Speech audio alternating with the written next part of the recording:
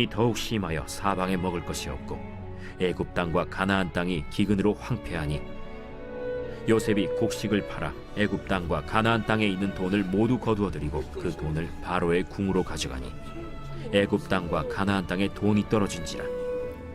애굽 백성이 다 요셉에게 와서 이르되 돈이 떨어졌사오니 우리에게 먹을 거리를 주소서. 어찌 주 앞에서 죽으리까? 너희의 가축을 내라. 돈이 떨어졌은즉 내가 너희의 가축과 바꾸어 주리라. 그들이 그들의 가축을 요셉에게 끌어오는지라. 요셉이 그 말과 양떼와 소떼와 나귀를 받고 그들에게 먹을 것을 주되 곧 그 모든 가축과 바꾸어서 그 해 동안에 먹을 것을 그들에게 주니라. 그 해가 다 가고 새 해가 되매 무리가 요셉에게 와서 그에게 말하되 우리가 주께 숨기지 아니하나이다. 우리의 돈이 다하였고 우리의 가축대가 주께로 돌아갔사오니 주께 낼 것이 아무것도 남지 아니하고 우리의 몸과 토지뿐이라. 우리가 어찌 우리의 토지와 함께 주의 목전에 죽으리이까? 우리 몸과 우리 토지를 먹을 것을 주고 사소서.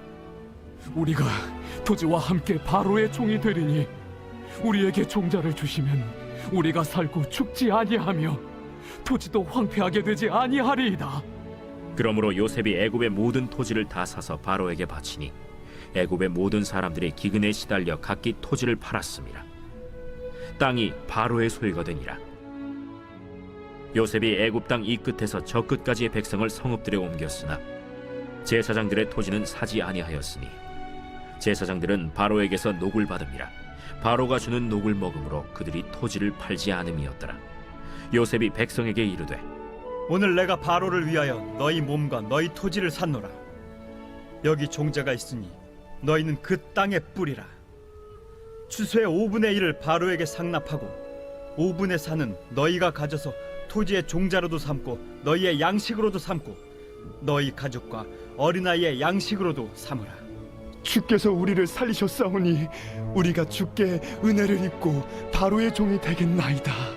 요셉이 애굽 토지법을 세우매 그 5분의 1이 바로에게 상납되나 제사장의 토지는 바로의 소유가 되지 아니하여 오늘날까지 이르니라.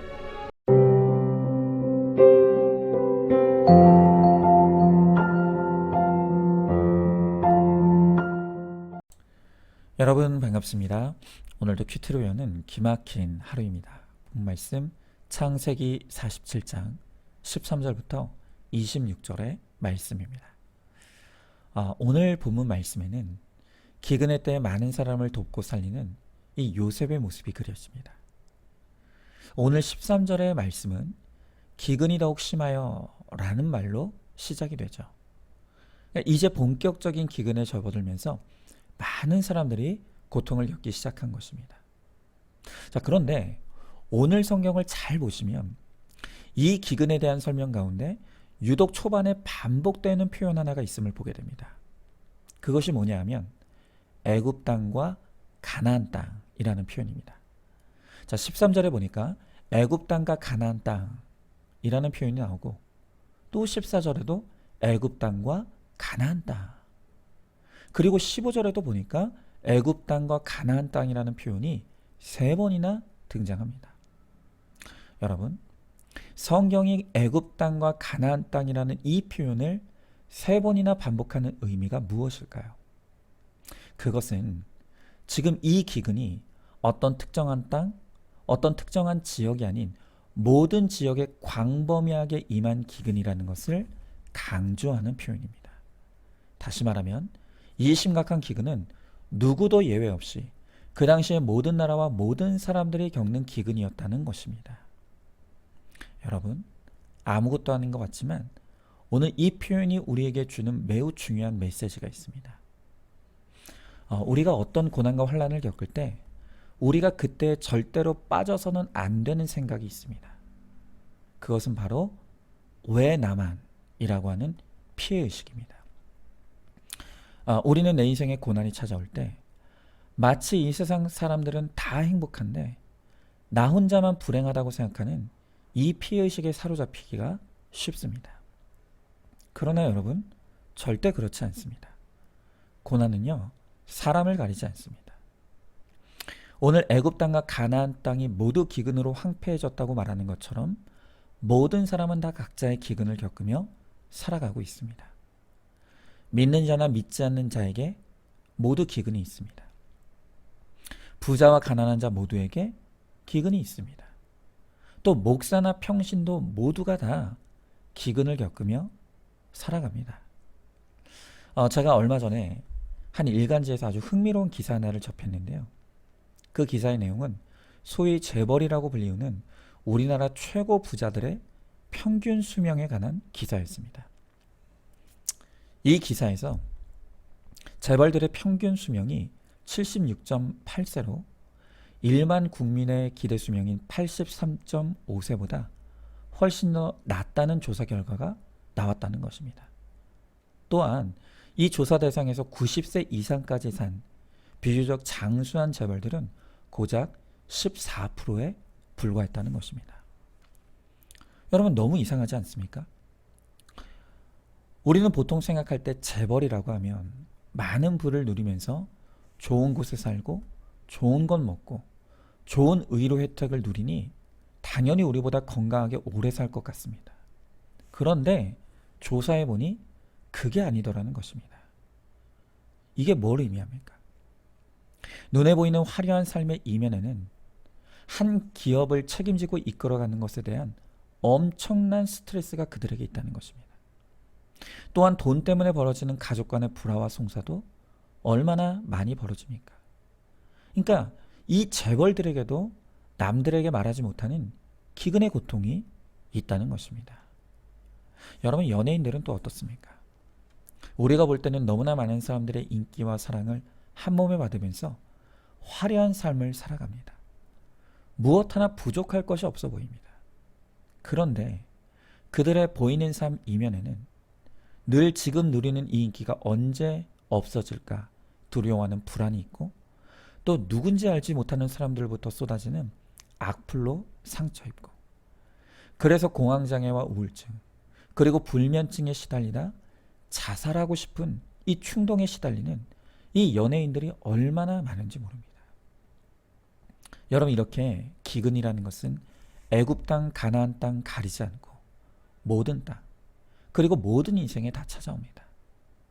다만 차이가 있다면 내 인생에 만난 기근을 대하는 사람들의 태도일 뿐입니다.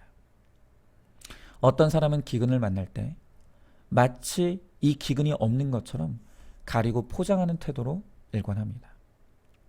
또 어떤 사람은 기근을 만날 때 자기 성품과 열심으로 그 기근을 극복하려고 몸부림칩니다. 여러분, 그러나 이런 태도는 기근을 대하는 올바른 태도가 아니죠. 그러면 우리 믿음의 사람, 그리고 말씀의 사람들이 이 인생의 기근을 만났을 때 그때 우리가 보여야 할 올바른 태도가 무엇이겠습니까? 우리는 앞선 말씀에서 하나님께서 이 7년의 풍년과 7년의 흉년을 주셨다고, 또 그뿐 아니라 그의 인생에 벌어졌던 모든 고난의 사건들도 다 하나님이 주신 것이라는 것을 고백하는 요셉의 고백을 들었습니다. 그렇죠? 우리가 인생의 기근이 찾아왔을 때 반드시 믿음으로 고백해야 될 것은 이 기근이 하나님께로부터 왔다는 고백입니다.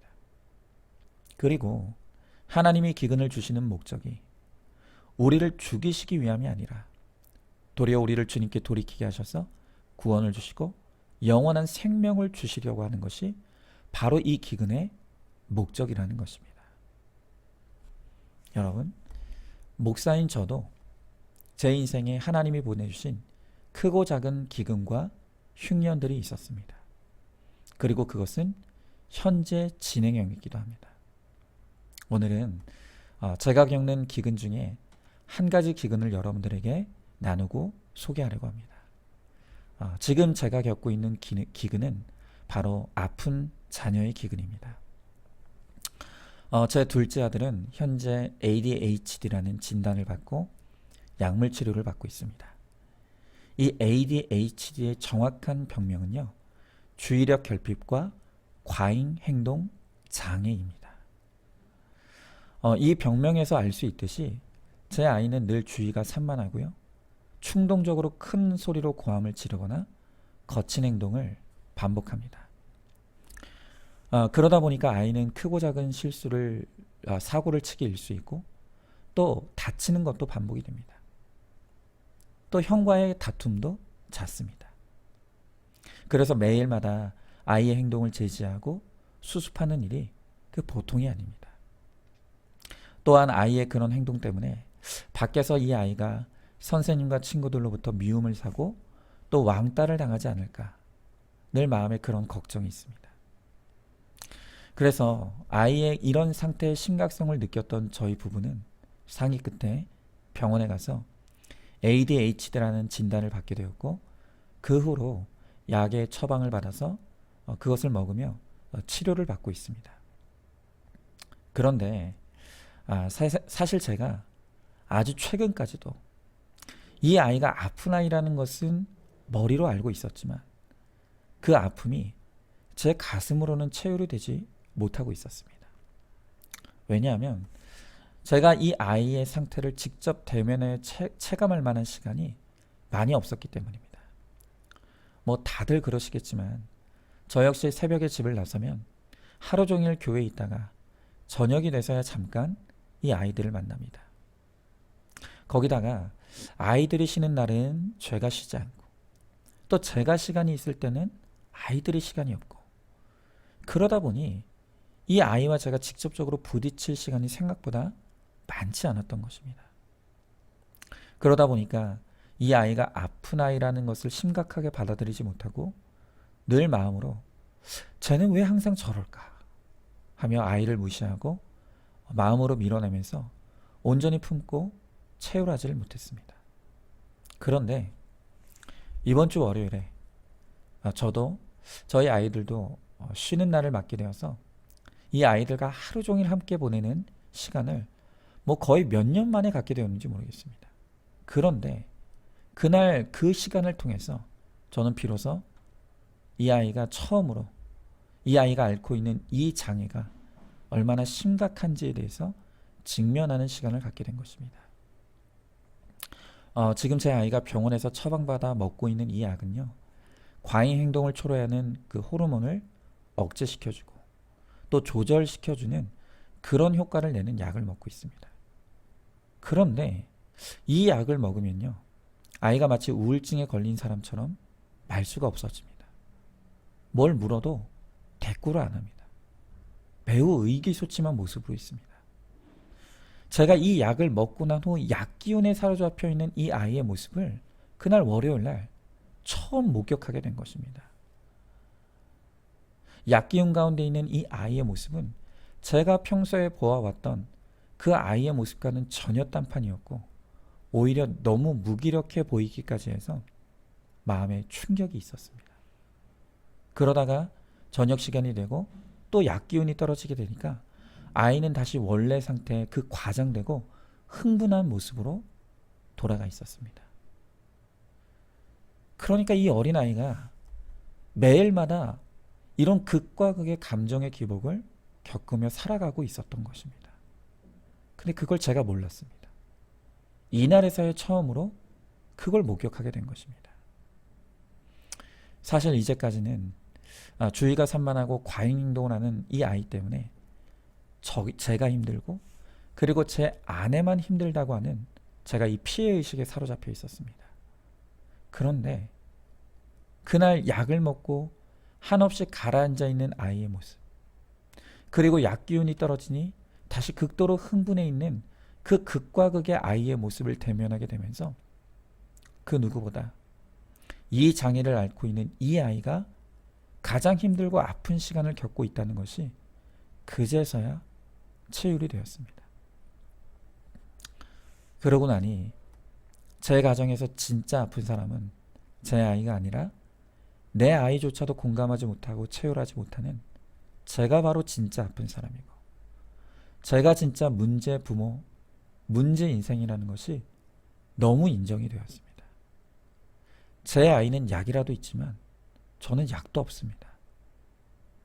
그래서 그 다음날 새벽에 얼마나 이 아이를 생각하며 하나님 앞에 회개했는지 모릅니다. 제가 이토록 제 자식도 공감하고 체험하지 못하는 악한 죄인입니다. 그것이 인정되고 깨달아지니 이런 저의 회개를 위해서 이 자녀의 기근이 올 수밖에 없는 것이었구나. 너무나 인정이 되고 올소에다가 되어집니다. 또한 제가 이 아이 때문에 수고하는 것이 아니라 이 아이가 저로 인해 고생하고 있다는 것도 인정이 되어집니다. 참으로 문제아는 없고 문제 부모만 있습니다. 이렇게 공감도 체휼도 안 되는 저이지만 저 같은 사람도 하나님의 은혜면 고쳐지리라 믿습니다. 변명하지 않고 저의 악함을 회개하고 저에게 하나님의 은혜가 임하여서 저도 제 자녀와 또 우리 성도님들을 진심으로 체휼하고 공감하는 목회자로 거듭나게 될 수 있기를 소망합니다. 그래서 저를 위한 저의 자녀의 수고도 속히 끝날 수 있게 되기를 또한 간절히 소망해 봅니다. 오늘 하나님께서 애굽 땅과 가나안 땅 모두에게 기근을 내리셨다고 합니다. 마찬가지로 우리 모두에게 지금 각자의 기근이 있습니다. 그러나 이 기근이 죽으라고 주신 기근이 아니라 돌이켜 회개하고 살라고 주신 기근임을 오늘 성경은 우리들에게 가르쳐 주십니다. 오늘 여러분들의 기근이 무엇입니까? 그 기근 가운데 내가 깨달아야 될 나의 죄가 무엇입니까?